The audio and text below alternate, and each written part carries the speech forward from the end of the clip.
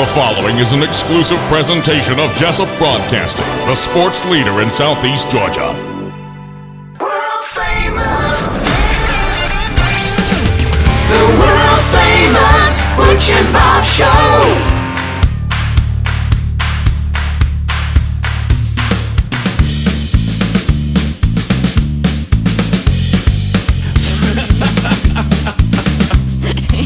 So much trouble. Well, she's acting like she's an old lady, and I'm saying, wait till you get in your 60s. I mean, at 38, you're a young whippersnapper, still wet behind the ears.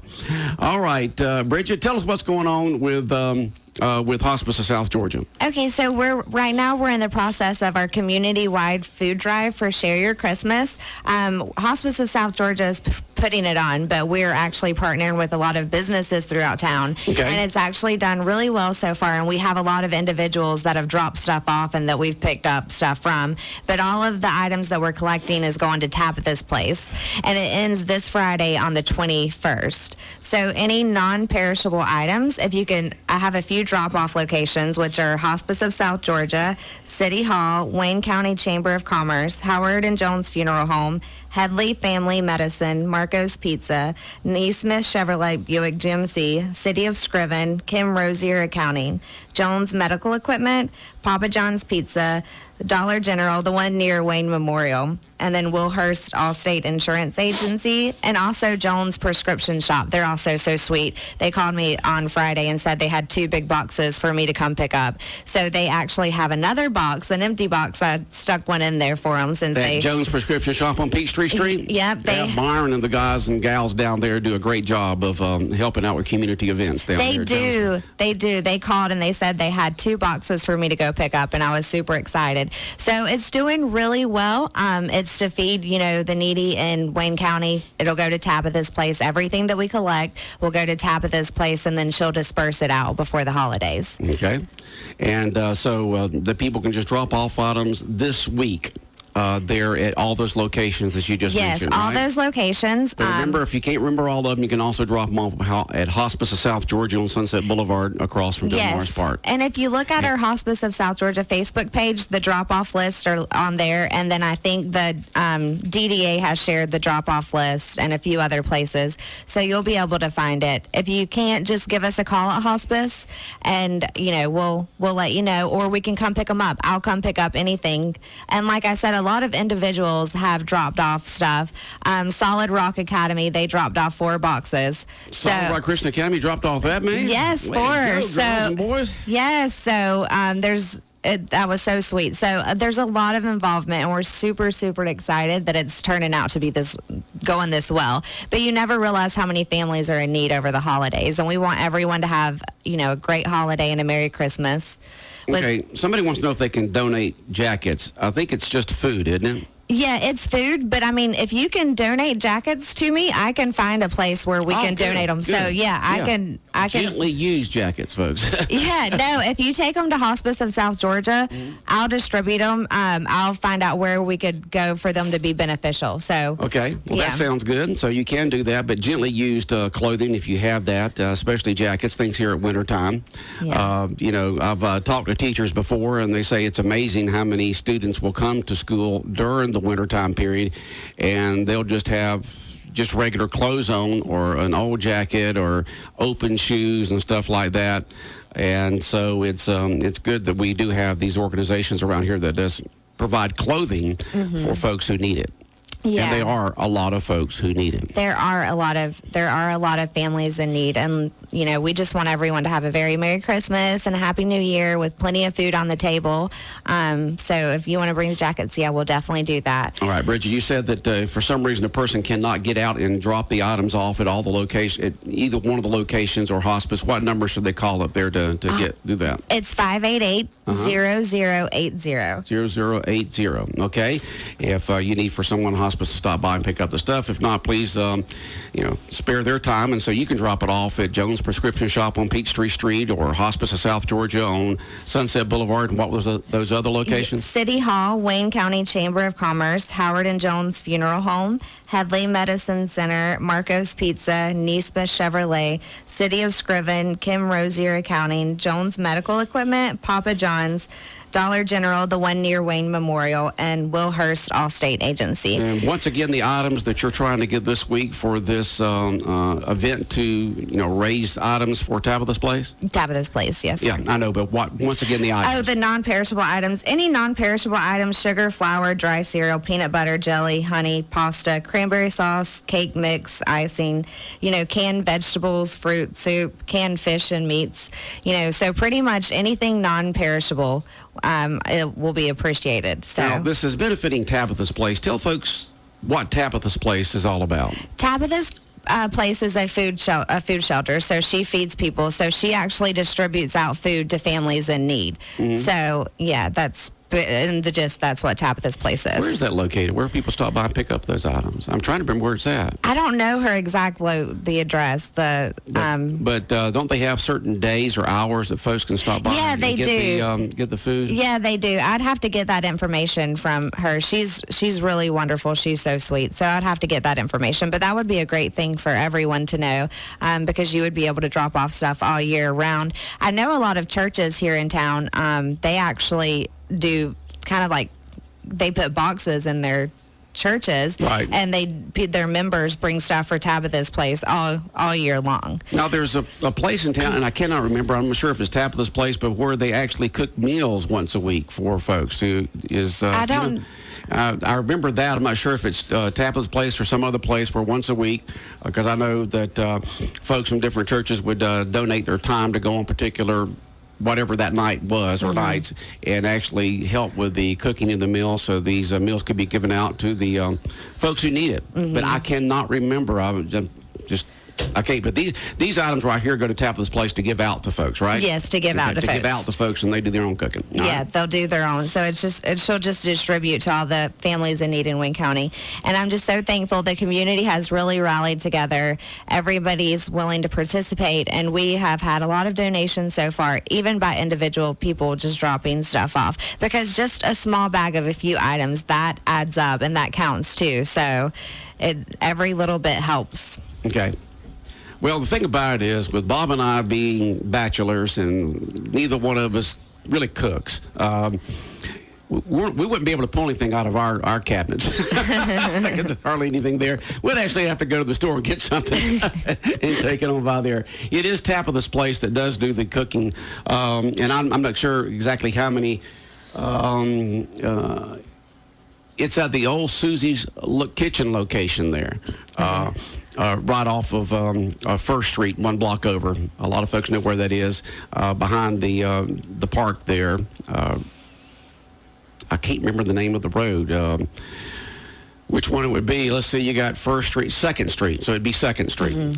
There is where it's at. It's the old Tabitha's is the old Susie's location there on Second Street, right there off of South First Street.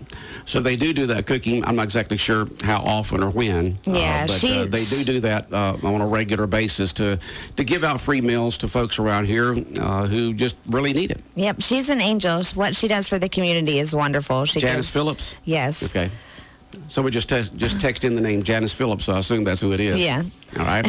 So once again, Hospice of South Georgia is presenting their first annual community-wide food drive, Christmas food drive, benefiting Tabitha's Place. They're collecting through this Friday, Yep, correct? through this Friday, the 21st. So. And then folks can stop by Tabitha's Place, the people in need who need food to be able to make some Christmas meals and have some things around their house in the cabinets to have a good Christmas time period. Yep, it's definitely a share your Christmas. So we're so thankful that the community has came together to be willing to participate and make it a community-wide food drive. So y'all came up with this idea, and it seems to be going pretty good. Yeah, I'm excited. We did one for Easter. We did an Easter, like a spring cleaning, food drive for Tabitha's Place, and it went really well too. So, and this one I wanted it to be a little bit bigger, and I wanted to get as many people involved with it as possible. And luckily, we have so many wonderful community members who are willing to donate items and donate their time and donate their locations for drop-off locations. Right. So we just live in a great town. Okay, so the food drive going on right now through Friday. Any questions about it, you can call Hospice of South Georgia at 588-0080, 588-0080. and they're located at 1625 Sunset Boulevard across from Bill Morris Park.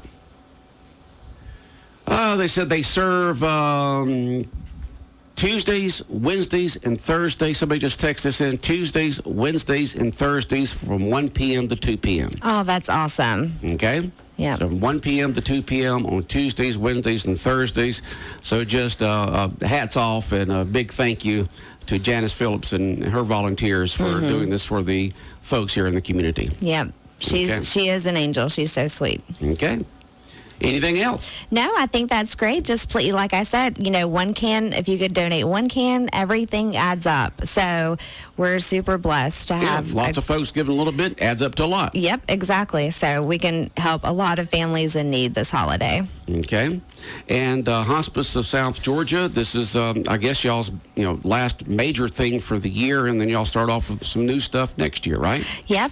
Yep. This is our last major thing for the year, and then we'll start off our normal annual things that we do every year. So.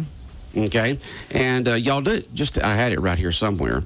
The Tree of Life event the other night, how did that go? It went really well. So we had a lot of people show up to hang an ornament in remembrance of their family and their loved ones. So it went really well. It was a beautiful thing. Okay. All right.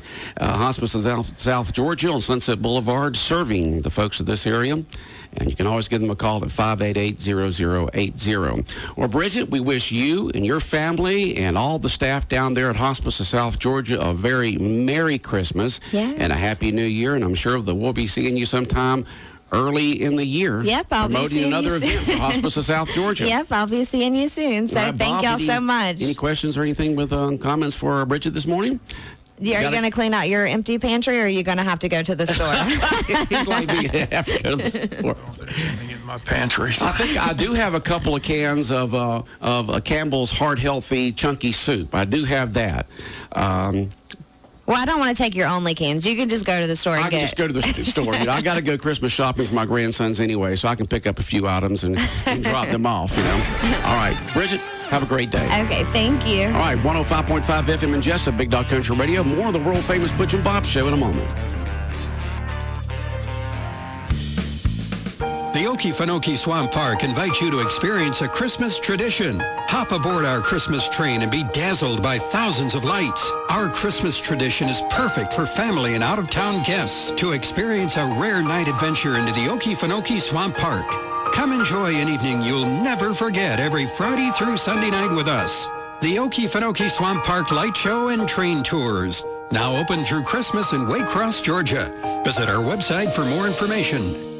And I'm going to be giving away 4 tickets to the Okefenokee Swamp Park Light Show and Train Ride coming up between 8:30 and 9 o'clock. And I'm also going to try to give away another family 4-pack of tickets to Wild Adventures also.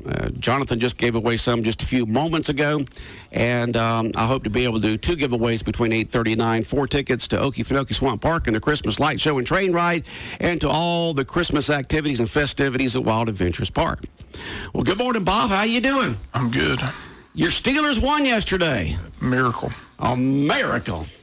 Holding Brady to 10 points, that was a miracle. So that is a miracle. How did they do that, Bob? How did you hold Brady to 10 points with the defense that Pittsburgh's had this year? I'm still trying to figure it out.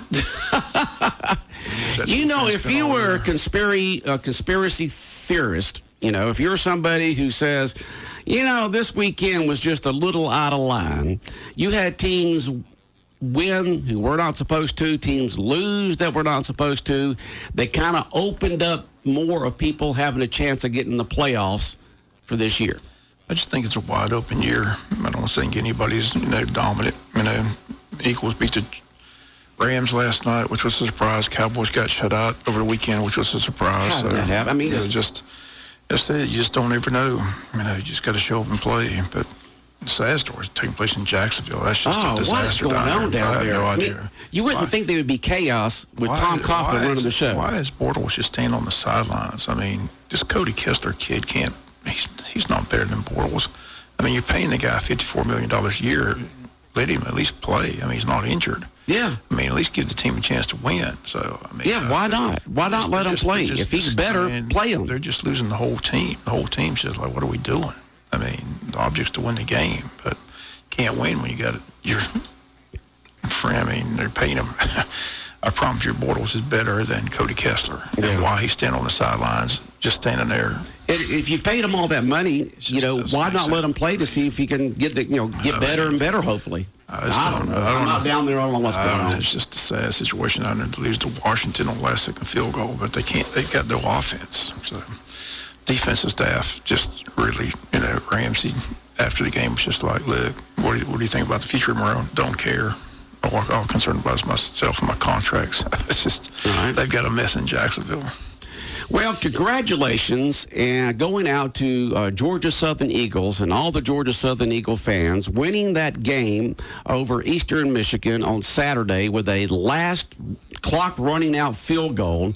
That was one exciting game. Basically, Georgia Southern dominated the first half, and then Eastern Michigan came back in the second half. And I wouldn't say they dominated, but they came back and took the lead. And then that run that the quarterback made for Georgia Southern to put them in position to get a first down and get that field goal was absolutely one of the best running plays I think that you'll ever see. He picked up 20-something yards, I believe, and then they put the ball down there, and boom, there it went. And Georgia Southern wins with the time clock running past zero, and they win the ball game, and it was just one happy Eagle Nation. So congratulations to Georgia Southern. We are the voice of the Georgia Southern Eagles for Southeast Georgia. We carry all the games right here on 105.5 FM.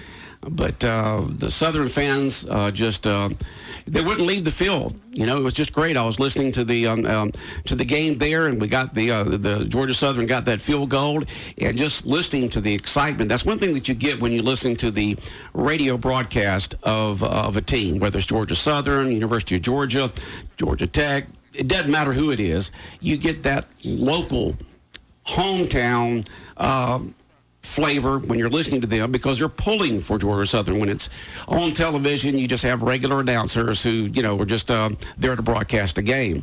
But after the game, hearing the excitement of the announcers and then them interviewing the coach and the players and fans and stuff like that, it was just fantastic. And since Georgia Southern has moved up into a higher division, they got into that first bowl game in 2015 and won that over Mobile, Alabama. And now they went to Montgomery, Alabama, and won the second bowl game they've been in. And you had a team that was let's see here, 2-10 last year, and now they're 10-3 this year, 10-2 this year. So you went from 10 losses last year to 10 wins this year in 1 year for Georgia Southern. Yeah, and like I said, at the time they had a decision to make on their head coach. A lot of people were questioning Lunsford being the interim coach, getting the job, but he did a heck of a job.